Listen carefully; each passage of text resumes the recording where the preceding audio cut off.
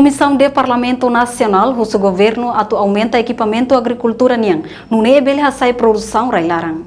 Membro Comissão de Parlamento Nacional nebe trata assunto economia e desenvolvimento. Deputada Olinda Guterres, hanesa membro Comissão de Parlamento Nacional hateting, banhira governo hakarak atu hasai produto local, tem que aumenta mos equipamento agricultura niang. Hanesa trator, tambarai potensial barak mak abandona hela. Nessa comissão de Itania sugere o orçamento geral do Estado 2024 yang mai atu investe makas em agricultura, né também hasai Itania produção e viu ita hareba comunidades da agricultor sira atu nível hasahalo natar hotos né para que ela bere depende bem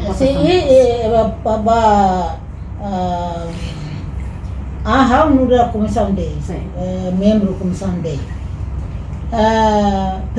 precisamente hasai e tem produto tem que aumenta tá trator e tem rai agora abandona barak la limbu se for aí Lili Suai Maliana Wasulari Los Palos NB trator de malai trator e estamos no dar uma laura fosse relio are aumenta tá farina fio que tos lá e tem bota tudo isso. E que trator falta para ter emergência, né? Ao cargo do governo, então né, aumenta tanto trator vai ia nação, ia agricultura, ministério da agricultura, então né, bele for entrega para levar, tem como dar se não mas se na cara por ela serviço tem aí a relação.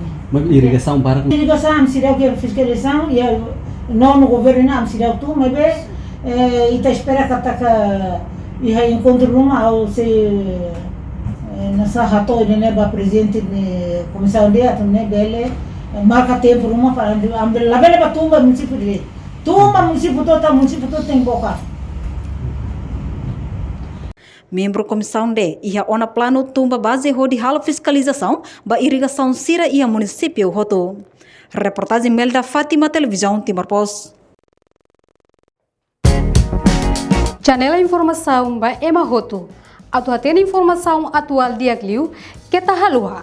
Haneha butang subscribe, like, halo comentário no file butang ba media sosial Hoto.